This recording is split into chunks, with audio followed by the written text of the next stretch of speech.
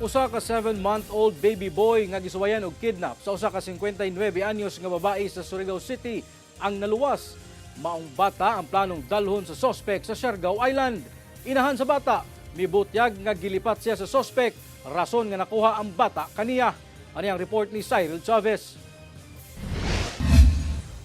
Human ang halos usa ka oras nga pagsubay sa tibok Surigao City, hingpit nga nadakpan sa Surigao City Police ang 59 anyos nga babaeng sospek kinsa misuway og kidnap sa usa ka 7-month-old nga baby boy sa Surigao City bispira sa Pasko. Sumala sa kapulisan ang sospek residente sa Purok 2, Barangay Kawilan, Taganaan, Surigao del Norte.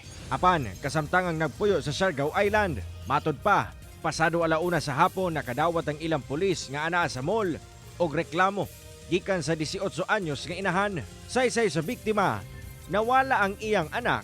Lakip na ang babaeng gibilinan ni ini sa iyang anak sulod sa mall.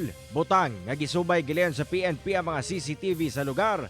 Lakip na nagmuntar sab sila og mga checkpoint o gilockdown ang syudad. Wala madugay, banda alas 2 sa hapon. Ilang naabdan ang suspect uban ang bata sa pantalan ug padulong unta sa Siargao Island. So na-recognize nila yung bata dahil yung suspect sir, iba na yung nung nandun siya nakita siya sa CCTV, iba yung damit niya.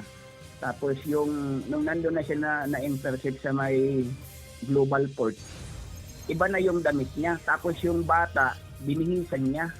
Yung 7 months old ba, hindi niya alam na yung bata is lalaki, ang binihis niya pang babae ba. Sa investigasyon sa PNP, may gawas nga dili magkaila ang inahan sa bata og sospek nga nag-abot lang sa sentrong bahin sa syudad. Mitanyag daw ang sospek sa inahan sa bata nga iya kining palitan og sanina isip pamasko. Human nagpaila kini nga usa siya ka vlogger. Nangaon pa sila sa mall og namili og sanina. Mitanyag sab ang sospek nga palitan niya og sanina ang inahan og diyang nagsukat na kini iyang gikuha ang bata sa inahan. Dayon sibat. Wala na ipahayag ang sospek apan iyang gibutyag sa PNP nga nahimo niya ang krimen tungod na pressure kini sa iyang live-in partner nga gusto og anak.